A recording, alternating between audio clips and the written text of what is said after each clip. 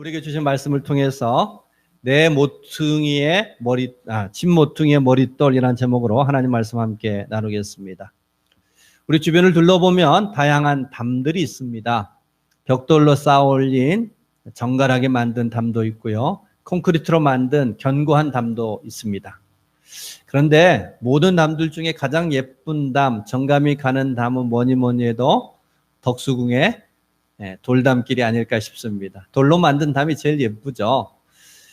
예나 지금이나 다 그 돌이 최고의 건축 재료인 것 같습니다. 저도 어릴 때 아저씨들이 돌담을 쌓는 것을 넋을 잃고 볼 때가 있었습니다. 제가 보기에는 분명 아무짝에 쓸모없는 돌 같아 보여요. 그런데 아저씨들 손에 들리면 어쩌면 그렇게 반듯한 면을 찾아서 예쁘고 또 정갈한 그 돌담들을 쌓아내는지 꼭 마술을 보는 것 같아서 제가 넋을 잃고 보곤 했습니다. 저에게는 버릴 만한 돌이었는데 아저씨들에게는 담을 쌓기에 더할 나위 없는 예쁜 돌이었다, 이런 생각 듭니다. 오늘 본문의 이야기가 그런 이야기입니다. 본문에 건축자들의 버린 돌과 머릿돌됨이 있습니다. 어떤 건축자가 돌로 집을 지으면서 이리저리 살펴보았습니다. 아무짝에 쓸모가 없는 거예요. 여기에도 쓸 수도 없고 저기에도 쓸 수 없어요. 돌이 쓸모 없으면 어떻게 하죠? 길가에 버립니다. 길가에 버려진 돌을 다른 건축자가 보았더니 너무 좋은 거예요. 너무 귀한 돌인 거예요. 그래서 그 돌을 가져다가 모퉁이의 머릿돌로 삼았더라, 이런 이야기입니다. 여러분, 집을 짓는데 모퉁이 머릿돌은 그 집의 시작점입니다. 머릿돌은 그 집에 가장 많은 힘을 받고 있기 때문에 그 집을 안전하게 만드는 핵심 건축 재료입니다. 더 나가서 이쪽 벽과 저쪽 벽을 연결해 주는, 곧 집을 집되게 만드는 일이 그 머릿돌로부터 시작이 되지요. 그러기에 어떤 사람 눈에는 그것이 버린 돌인데 어떤 사람 눈에는 머릿돌이 되어졌다. 달라도 너무 다른 거 아니겠어요? 여러분, 그런데 돌만 그런 게 아니라 인생도 그럴 수 있습니다. 사람도 그럴 수 있습니다. 누구 눈에 보였더니 버린 돌 같아요. 아무짝에 쓸모가 없어요. 무의미해요. 있으나 마나, 아니 있는 게 오히려 걸리적거리는 사람도 있을 수 있습니다. 그렇게 여겨지는 수 있습니다. 그런데 누구의 눈으로 봤더니 머릿돌인 거예요. 없어서는 안 될 사람인 거예요. 가장 소중한 자예요. 존귀한 자예요. 여러분, 우리도 세상에 살아가면서 버린 돌로 대우받고 싶어요? 머릿돌로 대우받고 싶으셔요? 네, 머릿돌로 대우받으며 살고 싶을 것입니다. 여러분, 누가 복되냐면요, 주변이 전부 다 버릴 만한 돌로 가득한 사람과 아니면 머릿돌같이 존귀한 사람들로 가득한 인생이 있다면 어느 인생이 복될까요? 네, 당연히 후자가 복된 인생입니다. 여러분, 우리는 지금 4주째 성전 미문에 앉아있던 안진뱅이가 일어났던 그 안진뱅에 대한 이야기를 우리가 살펴보고 있습니다. 태어날 때부터 안진뱅으로 태어나서 평생 동안 성전 미문에서 구걸하며 살아가는 이 사람은 누가 보기에도 버린 돌과 같습니다. 사람들이 지나갈 때마다 저 사람은 왜 저기에 있나? 왜 저렇게 사나? 혀를 내두르며 버린 돌 취급을 하였을 것입니다. 그런데 그 안진뱅이를 하나님이 제자들을 통해서 주목하셨습니다. 예수 이름으로 뛰어 서서 걸으며 성전으로 달려가 춤추는 인생이 되게 하여 주셨습니다. 사람들에게는 버린 돌이었는데 우리 하나님께서 그를 머릿돌 되게 하여 주셨습니다. 놀라운 은혜죠. 안진뱅에 일어나는 거 귀한 변화입니다. 그런데 우리는 지난 시간을 통해서 안진뱅이가 일어나는 변화보다 더 중요한 변화가 있다고 그랬습니다.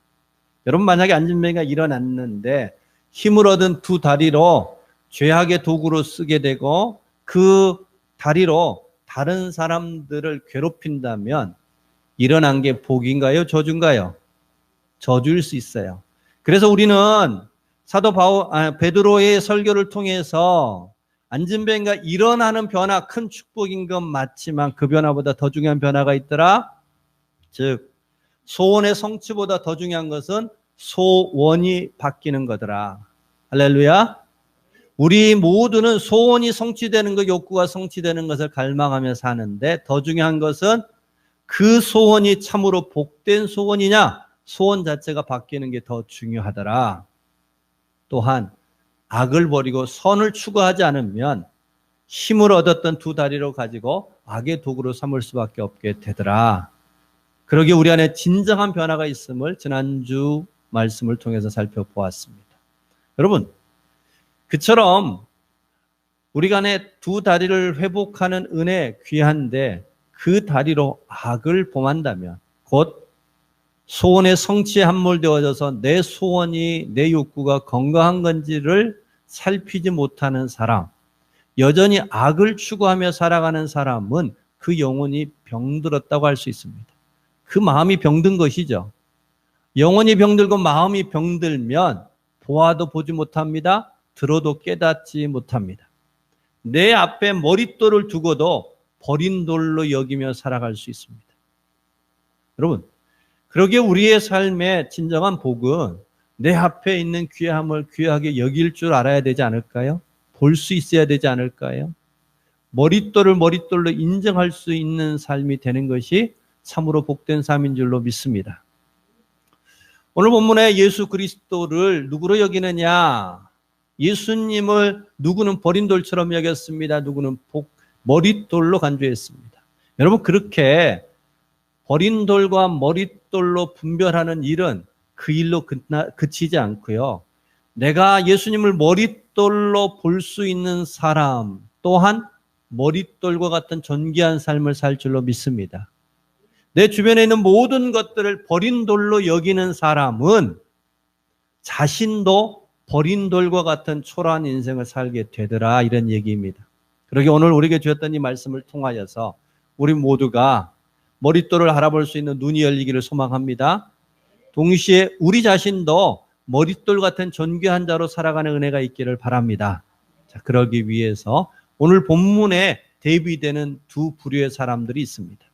어떤 부류의 사람들인가 살펴보면서 우리는 그곳에서 어느 부류에 속할 것이며, 그러므로 말미암아 어떻게 우리도 머릿돌을 머릿돌로 알아보고 우리 자신도 머릿돌처럼 복된 삶을 살아갈 수 있을지를 살펴보는 귀한 시간 되어졌으면 좋겠습니다.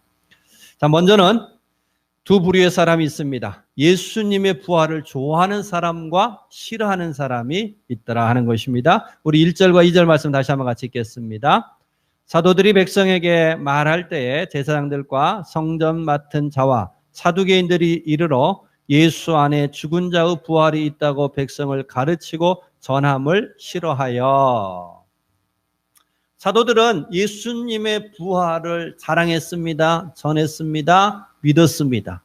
더 나아가서 당신들도 그 예수 그리스도의 부활에 동참하도록 그들의 부활을 촉구하고 있습니다. 그런데 누구는 그 부활을 싫어했다, 이런 얘기입니다. 여러분, 죽은 자가 살아나는 일은 복된 일이고 감격스러운 일이지 않습니까? 그 사람이 누구든 나와 어떤 관계가 있든 간에 누군가가 죽음의 고통과 절망으로부터 살아났다며 기쁜 일이죠. 여러분, 온 국민이 일본 문제로 인하여 마음 아파할 때 큰 위로가 되어졌던 한 뉴스가 있었습니다. 조은 누리양이 실종 10일 만에 다 죽은 줄 알았는데 산자로 발견됐죠. 여러분, 온 국민이 다 좋아했습니다. 기뻐했습니다. 다행이다. 그에게 그의 그 돌아옴을 환영했습니다. 여러분, 이처럼 나와 무관한 사람도 죽었다가 살아나면 반가운 법인데 예수님이 죽었다가 살아났는데 싫어하는 무리가 있었다는 겁니다. 예수님의 부활을 싫어했던 무리가 왜 싫어했느냐? 곧 그들은 종교 지도자였고 예수님을 죽였던 이유와 똑같은 이유로 예수님의 부활을 싫어했습니다. 여러분, 예수님을 죽였던 예수님의 죽음의 십자가형의 죄명이 뭐였냐면은 유대인의 왕, 그가 자칭 메시아라고 했기 때문에 죽였습니다. 여러분, 예수님이 죽었다가 부활하셨다는 것은요, 그분의 메시아됨이 확증이 된 겁니다. 예수님이 우리의 진짜 구원자였음이 밝혀진 것입니다. 그런데 왜 예수님이 죽었다가 부활하심, 곧 메시아됨의 확증된 증거라고 할 수 있는 부활을 왜 싫어했느냐?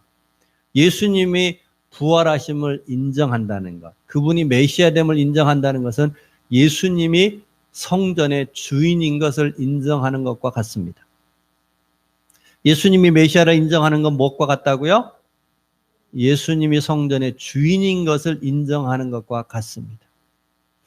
종교 지도자들은 성전을 통해서 큰 이득을 보며 살았어요. 사람들이 성전에 올 때마다 성전세를 냈습니다. 성전에 제사드리러 오려고 올 때마다 양과 염소를 자기 집에서 끌고 와서 제사를 드렸습니다. 그런데 양을 제사 드리기 전에, 염소를 제사 드리기 전에 제사장들한테 검사를 받았어요. 흠 없는 제물인지 확인을 받았어요. 그런데 집에서 열심히 끌고 왔는데 이 핑계 저 핑계 대면서 불합격 판정을 내립니다. 그래서 하는 수 없이 성전에서 파는, 성전 상인들이 파는 양과 염소를 비싼 값에 주고 사서 제사를 드릴 수밖에 없었습니다. 여러분, 그 상인들은 제사장들한테 뒷돈 줬을까요? 안 줬을까요? 줬죠. 뒷돈을 주고 제사장들은 그 돈의 일부를 로마 정치인들에게 나누어 줘서 자신들의 자리를 지켜갔습니다. 곧 그들은 이 성전에서 얻는 이익을 지키기 위하여 예수 그리스도의 부활을 싫어했고 부정했더라, 이런 이야기입니다. 여러분, 오늘날도 다르지 않습니다. 예수님이 다시 재림하시면 모든 교회의 주인은 누구셔요? 예수님이시죠. 여러분, 우리처럼 새 들어 사는 교회는 할렐루야 맞이할 수 있는데 옆에 모 교회처럼 건물을 크게 가지고 있으면 고민될까요? 안 될까요? 예수님을 인정하는 순간 당회장실을 내드려야 되는데 교회 주인이 바뀌는데 고민되지 않을까요? 오늘 종교 지도자들이 그랬다는 것입니다. 작은 이익을 위해서 큰 것을 잃어버렸습니다. 소탐 대실의 실수를 범한 것입니다. 인간의 우매함이 여기에 있는 것이죠. 예수님이 부활이 분명하며 메시아고 그분을 통하여 우리는 구원을 얻고 하나님 앞에 나아갈 수 있으며 하나님의 모든 것을 누리는 복의 길이 열리는 그 놀라운 은혜 앞에서 자기에게 주어져 있는 작은 그 이익을 위하여서 예수님의 부활을 부정했고 싫어했더라. 여러분, 오늘날도 크게 다르지 않습니다. 우리의 삶도 그와 매우 닮아 있습니다. 본질을 보지 못하고 비본질의 눈이 가려져서 머릿돌을 버린 돌로 여기는 실수를 지금도 범할 수 있습니다. 오늘 본문에 이어지는 이야기 속에서 종교 지도자들은 7절에서 40년 된 안진뱅이가 일어나는 축복의 역사가 있었습니다. 그런데 그 안진뱅이가 일어나 예수의 이름으로, 예수의 능력으로, 예수의 부활을 증거해 주는 사건 앞에서 그들은 그 안진뱅이에 일어났던 사건이 갖고 있는 진정한 의미를 읽지 못하고 그 안진뱅이가 일어남으로 말미암아 사람들의 동요가 있고 사람들의 이목이 자신들이 아니라 제자들에게 향하는 것에 초점이 있었다, 이런 얘기입니다. 7절에 무슨 권세와 누구 이름으로 이 일을 행하느냐, 안진뱅이를 일어난 사건에 그들은 함몰되고 말았습니다. 그런데 베드로는 9절에서 뭐라고 얘기하냐면 이 사람이 어떻게 구원을 받았느냐라고 묻느냐. 그들은 일어났느냐에 초점이 있지만 베드로의 초점은 그 일어난 사건을 통하여 하나님을 알게 됐고 예수를 알게 됐고 그 영혼이 구원받았음을 일깨워주는 사건으로 보고 있었다, 이런 얘기입니다. 여러분, 우리도요, 우리 눈앞에 보여지는 잠깐의 이익을 위해서 큰 것을 잃어버리는 소탐 대실의 실수를 범할 수 있습니다. 내 이익을 위하여 하나님이 하나님 되심을 외면하고 잠깐의 이익을 위해서 그 부활을 부정하고 이 땅의 권세와 권익을 위하여서 저 하나님 나라의 권세를 외면하는 실수를 우리도 똑같이 범할 수 있습니다. 여러분, 우리가 살고 있는 이 사회가 지나친 경쟁 속에서 살아가고 있지 않아요? 한치만 실수하면, 한눈 팔면 금방 실패의 나락으로 떨어질 것 같은 세상이 되었습니다. 그러다 보니 우리는 그 작은 것도 잃지 않으려고 거기에 목매어 살아가는 그러한 삶이 되어버렸습니다. 손바닥만을 너무 주목하다 보니까 손바닥 너머에 저 넓은 하늘을 보지 못하고 손바닥으로 하늘을 가리는 소탐대실의 삶을 살아갑니다. 여러분, 목사도요 그럴 때가 많습니다. 목사도 연약하다 보니까 여러분, 옆 교회가 어려운 일이 생겼다고 그러면 목사가 좋아할까요? 아파할까요? 대답해 보셔요. 옆 교회가 잘 된다고 그러면 배가 아플까요? 기쁠까요? 네. 그죠? 네. 목사도 그럴 수 있습니다. 목사도 하나님을 잃어버리잖아요.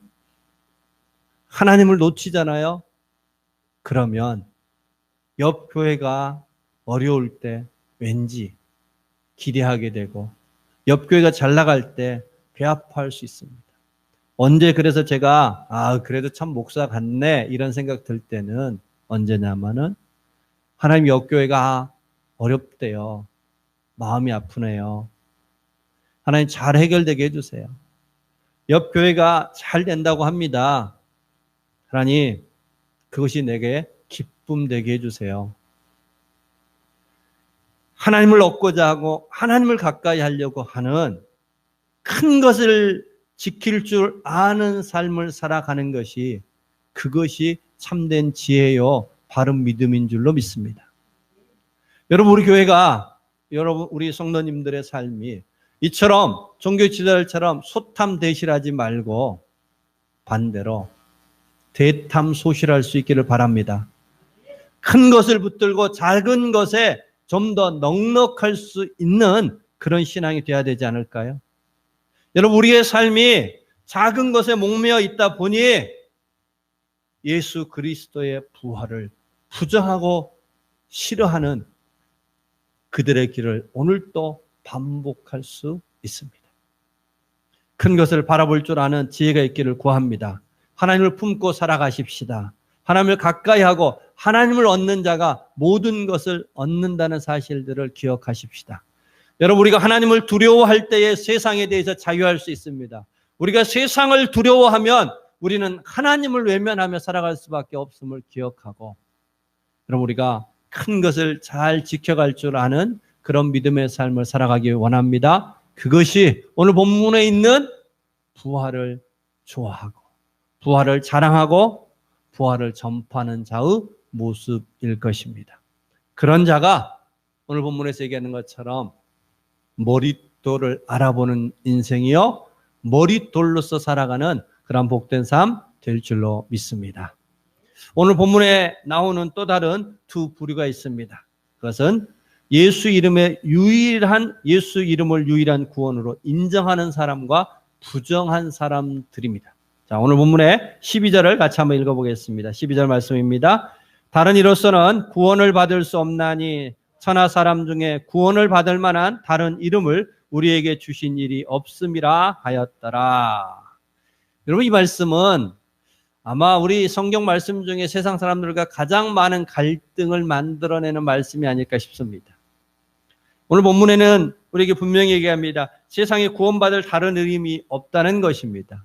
오직 예수 그리스도 외에는 다른 구원의 이름이 없더라, 이런 이야기입니다. 세상 사람들의 보기에 이런 독단이 어딨어? 자기들만 맞대, 자기들만 옳대, 다른 모든 사람들의 주장이 다 잘못됐대, 이렇게 주장하면 여러분, 우리라도 독단처럼 보여지지 않겠어요? 우리라도 그런 사람 상종하고 싶지 않은 마음이 들지 않겠어요? 여러분, 왜 일본이 세계로부터 지탄을 받느냐? 전범 국가로서 독일 같은 나라는 기회 있을 때마다 그들은 세계를 향하여 엎드리고 무릎을 꿇고 잘못했다고 사죄하고, 그것은 본인들이 평생 동안 그 나라가 지속되는 동안 원죄처럼 여기며 세상을 향하여 겸손히 엎드려야 될, 사죄해야 될 내용으로 여기는데, 일본만큼은 그 역사를 인정하지 않는 거예요. 세상의 주장과 반대의 길을 걸어가는 거예요. 그들의 고집을 굽히지 않는 거예요. 그러니 좋아할 사람이 있어요? 없는 거예요. 여러분, 우리도 이 구원의 유일성이 마치 그처럼 비춰지기가 쉽다, 이런 얘기입니다. 여러분, 그런데 우리가 예수를 믿고 나면, 구원의 확신이 들고 나면은 이 말씀처럼 감격스러운 말씀이 없지 않아요? 저도 숱하게 수백 번, 수천 번 이 말씀을 읽고 보고 외우고 전하고 그랬으나 이 말씀만큼 소중한 말씀은 없는 것 같습니다. 무엇이 문제냐 하는 겁니다. 무엇이, 이 구원의 유일성 자체가 문제냐? 그렇지 않다는 것입니다. 그렇다면 뭐가 문제예요? 뭐가 이 유일성을 누구는 인정하고 누구는 부정하게 만들었을까 하는 것인데, 그것은 이 구원의 유일성을 대하는 태도에 있습니다. 자, 여러분, 구원의 유일한 구원을 간직했다면, 세상에 유일한 그 무언가를 소유했다면 우리는 두 가지의 태도로 나타납니다. 하나는 교만의 태도로 나타나고요, 하나는 겸손의 태도로 나타날 수 있습니다. 며칠 전에 우리나라에 세계 최고의 축구 스타 호날두가 방문을 했습니다. 상암 경기장에서 우리나라 프로축구 올스타 팀과 친선 경기를 했습니다. 호날두가 45분을 뛰기로 계약을 하고 왔습니다. 상암 경기장 6만 관중석이 꽉 찼습니다. 어떤 가족들은 여름 휴가비를 호날두 사인회에 다 지불했습니다. 평생 호날두 같은 세계적인 축구 스타를 언제 보겠느냐? 그래서요, 한 가족이 함께 사인회 참석하는 비용이 100만 원이었대요. 별로 안 놀라셔요? 100만 원을 내고 참석을 했습니다. 그런데 호날두가 사인회에 나타나지 않았습니다. 경기장에 1분도 뛰지 않았습니다. 호날두를 기다렸던 아이들은 눈물을 쏟아냈고요, 상암 경기장은 왜 호날두를 향하여 열광했던 기대와 소망의 마음이 호날두에 대한 배신감과 반감으로 돌아섰습니다. 호날두는 분명 세계적인 최고의 축구 스타요, 유일한 축구 스타라고 말할 수 있는 그 유일성을 가지고 있었던 사람, 그래서 모든 사람이 기대했는데, 호날두는 우리나라 축구 팬들을 향하여 고자세로 나왔습니다. 그의 유일한 축구 스타성의 문제가 아니라 그 스타됨을 높은 자세 교만으로 우리에게 다가왔다는 것이 문제입니다. 왜 호날두에 대한 기대가 반감이 됐어요? 그의 축구 실력 때문이 아닌 거예요. 그 태도 때문인 거죠. 오늘 우리의 복음도 마찬가지입니다. 복음의 유일성이 세상 사람들의 마음에 그것이 걸림이 아니라 그 유일성을 어떻게 전하고 대하느냐, 우리의 태도에 문제가 있더라, 이런 얘기입니다. 그러기에 바른 유일성에 대한 태도는 이와 같은 것입니다. 곧 낮음과 겸손함의 태도로 유일성을 대하는 것인데요. 예를 들어 우리 집에 소중한 가족 중에 한 분이 죽을 병에 걸렸다고 칩시다. 그런데 내가 그 병을 치료할 수 있는 유일한 약을 가지고 있습니다. 확실한 약을 가지고 있습니다. 그러면 우리는 호날두처럼 내가 당신 나을 수 있는, 아버지 병을 고칠 수 있는 유일한 약이 있으니 낫고 싶으면 내게 와서 사정하세요. 낫고 싶으면 내 말 들으세요. 이렇게 그 자세로 임할지, 아니면 내가 가지고 있는 약이 진짜 약이에요. 유일한 약이에요. 확실한 약이에요. 병에 지쳐서 절망하고 삶마저 포기해버리는 내 아버지, 내 어머니를 위해서 그분이 그 약을 즐겁게 기대하며 그 약을 드실 수 있도록 이전보다 내가 더 사랑하며 더 겸손히 섬기며 그 약에 대하여 설명하며 기대함을 갖도록 낮음으로 나아가겠느냐 하는 것입니다. 후자이지 않겠어요? 여러분, 유일성의 문제가 아니라 구원의 그 유일성을 어떤 태도로 전하느냐 하는 것입니다. 그것에 따라서 호날두에 대한 기대가 반감이 되어버렸던 것처럼 그 구원의 유일성을 누구에게는, 그것을 아는 자에게는 그 유일성은 감격스러운 은혜의 소식이 되어질 수 있고, 누구에게는 외면하고 싶은 이야기가 될 수 있습니다. 여러분, 저와 여러분은 어떻게 그 유일성의 복음을 받아들였나요?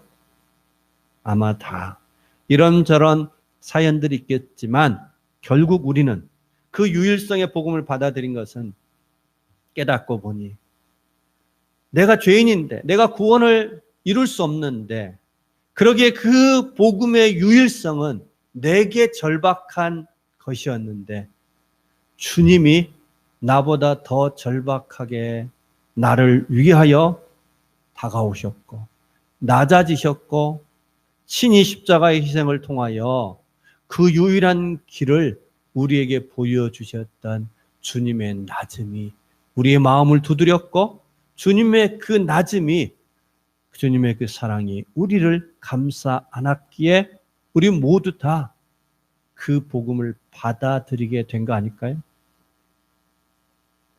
여러분, 결국 오늘 본문에서 대립하는 그 복음의 유일성을 누구는 인정하고 받아들이냐? 그 유일성에 담겨진 겸손과 낮음과 사랑을 볼 줄 아는 자가 그 복음의 유일함을 받아들이게 될 줄로 믿습니다. 자, 오늘 본문에 두 그룹이 대립하고 있습니다. 예수님의 부활을 좋아하고 자랑하는 무리와 예수의 부활을 싫어하는 무리. 예수 그리스도로 말미암는 그 이름으로 말미암은 유일한 구원의 유일성을 인정하는 무리와 부정하는 무리. 그것이 오늘 우리가 살피려고 했던 버린 돌과 머릿돌과 어떤 관계가 되느냐 하는 것입니다. 오늘 본문의 요절입니다. 11절 같이 한번 다시 읽겠습니다. 이 예수는 너희 건축자들의 버린 돌로서 집 모퉁이의 머릿돌이 되었느니라. 아멘. 누구는 40년 안진병이가 일어났던 그들을 보면서, 그리고 예수 그리스도의 그 복음의 부활의 사실 앞에서 자기의 이익을 위하여 소탐대실했던 그들 눈에는 예수님은 마땅히 버린 돌이 되어야 했습니다. 그러나 제자들처럼 40년 안전병이 됐던 그를 긍휼히 여기며 예수 이름으로 그를 일으켜 그에게 영원한 구원의 길을 열고자 했던 자들에게는 예수 그리스도는 머릿돌이 되어줄 수밖에 없었습니다. 복음의 그 유일한 구원의 유일성을 가지고서 자만하려고 하고 나를 과시하려고 하는 사람들, 그래야 남을 폄하하려고 했던 사람들에게는 예수님이 버린 돌로 간주될 수 있으나, 그 복음, 예수님이 내게 다가와 나를 구원하고 나를 회복하기 위하여 친히 낮음의 길, 사랑의 길로 걸어오셨음을 아는 사람에게는 예수님은 마땅히 머릿돌이 되어줄 수밖에 없었다는 것입니다. 여러분, 우리의 삶은 많은 길이 있는 것 같으나 크게 본다면 예수를 버린 돌로 삼고 살아갈 건가, 머릿돌로 삼고 살아갈 건가 하는 것입니다. 저와 여러분은 예수님이 여러분에게 어떤 돌 되고 있으신가요? 앞서 설명했던 것처럼 동일한 돌을 어떤 건축자는 버린 돌로, 어떤 건축자는 머릿돌로 삼고 있습니다. 여러분, 우리의 인생도 바로 그 인생의 가장 소중한 예수 그리스도가 그 인생의 머릿돌로 삼고 있느냐, 그렇지 않느냐는, 여러분, 건축자가 모든 재료를 다 준비했습니다. 그런데 머릿돌이 없으면 집을 짓는 일이 시작되지 않습니다. 머릿돌로부터 집 짓는 일이 시작이 됩니다. 아무리 분주해도 머릿돌을 바로 세우지 않으면 집이 지어지지 않습니다. 혹 지었을지라도요, 머릿돌이 바로 있지 않으면 곧 무너지고 말겠죠. 우리의 인생도 그렇습니다. 예수님이 머릿돌인 사람, 그 삶은 분주하지 않을지라도 나날이 어제와 오늘이 다르고 오늘과 내일이 다르는 진보가 있을 줄로 믿습니다. 그 인생은 결코 흔들리거나 넘어지는 일이 없을 줄로 믿습니다. 곧 우리의 삶은 예수 그리스도를 머릿돌 삼고 살아가는지에 따라서 전혀 다른 길을 걷게 되더라 하는 것입니다. 한 남자가 아내의 생일을 맞아서 일찍 퇴근하였습니다. 집을 깨끗이 치웠습니다.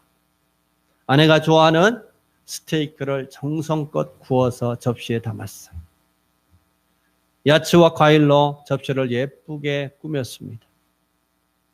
식탁 한가운데는 아내가 좋아하는 안개꽃을 크게 사다 꽂았습니다.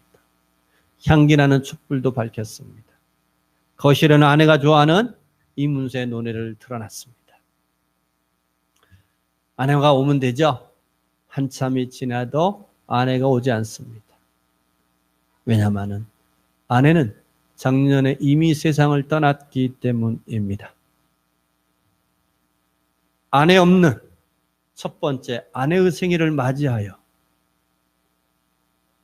음식을 준비하고 꽃을 꽂고 노래를 틀어 식탁을 준비했으나, 생일상을 준비했으나 아내가 없다면 무슨 소용이 있겠어요? 아내 없는 아내의 생일살이 무슨 의미가 있겠느냐 하는 것입니다. 여러분, 우리 안에 예수 그리스도가 우리의 인생의 머릿돌 삼지 않는 것, 교회가 예수 그리스도를 머릿돌 삼지 않는다면 아내를 위한 이 남자의 생일상과 뭐가 다르겠느냐 하는 겁니다. 아내만 있다면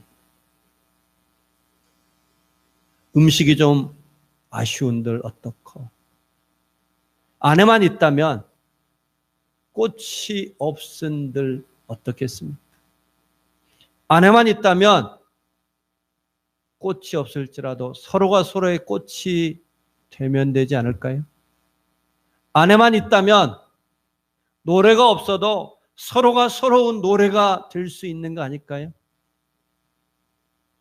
여러분, 예수 그리스도를 내 인생의 머릿돌 삼고 예수 그리스도를 우리 교회의 머릿돌 삼을 때 예수님은 우리의 꽃이 되고 예수님은 우리의 노래가 되는 역사가 있을 줄로 믿습니다.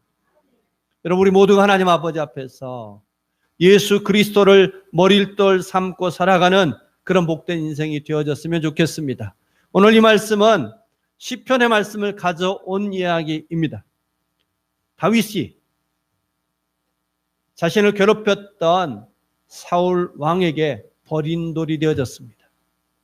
그런데 하나님에게 사도 바울은 머릿돌이었습니다. 결과가 어떻게 됐어요? 사울 왕이 아무리 그를 잡으려 할지라도, 버린 돌로 여길지라도 하나님에게 머릿돌 되어졌던 인생은 이스라엘의 왕이 됐으며 이스라엘 국기에 지금도 다윗의 영광은 꺼지지 않는 귀함을 지키고 있습니다. 하나님 앞에 머릿돌 된 인생의 영광인 줄로 믿습니다. 여러분, 우리도 예수 그리스도를 우리의 삶에, 우리 가정의 교회의 머릿돌 삼을 때에 우리 주님도 우리를 하나님 나라의 머릿돌 삼는 은혜 베풀어 주실 줄로 믿습니다. 모든 것이 다 있으나 가장 중요한 그 한 가지가 없다면 아무것도 없는 겁니다. 아내의 생일날 다 있으나 아내가 없다면 다 소용이 없습니다. 아내가 있다면 모든 것들을 바꿀 수 있습니다. 예수 그리스도의 그 머릿돌 되심이 있는 인생은 그와 같은 역사가 있을 줄로 믿습니다. 예수 그리스도를 머릿돌 삼는 인생은 불쌍한 것 같으나 기쁨이 넘치고, 가난한 것 같으나 부유하며, 무명한 것 같으나 그에게는 소망이 넘치는 역사 있더라 하는 것입니다. 여러분, 우리는 계속해서 말씀을 통하여, 예배를 통하여 하나님으로부터 도전받습니다. 어느 길을 걸어갈 거냐? 예수를 머릿돌 삼는 길을 걸어갈 거냐? 버린 돌 삼고 살아갈 거냐? 하나님 앞에 우리의 자신이 버린 돌로 여김받으며 살아갈 거냐? 머릿돌처럼 존귀하며 존귀한 자로 살아갈 거냐? 여러분, 그 선택이 같은 하늘 아래에 있으나 전혀 다른 존재되게 할 줄로 믿습니다. 같은 공기를 호흡하고 있으나 그 코끝에 호흡이 멈추는 순간 전혀 다른 길을 걸어가는 그런 큰 다름으로 우리에게 다가올 줄로 믿습니다. 그러기 우리 모든 성도님들, 우리의 모든 성도님들의 그 가정은 예수 그리스도를 머릿돌 삼고 살아가는 그 복된 은혜 누리시기를 주의 이름으로 축복합니다. 그 다름을 알고 하나님 앞에 머릿돌로 여김받는 축복 누리기를 주의 이름으로 축복합니다. 기도하십시다. 오늘 말씀을 기억하시면서 하나님 아버지 앞에, 하나님, 예수님을 내 삶의 머릿돌 삼고 싶습니다. 다 있으나 예수님이 없다면 아무것도 아님을 다시 한번 기억하고 예수님을 머릿돌 삼고 살아가며 나도 하나님 앞에 머릿돌로 여김받는 존귀함 있게 하여 주옵소서. 우리가 한번 기도하겠습니다. 할렐루야. 자비하신 아버지 하나님 감사합니다.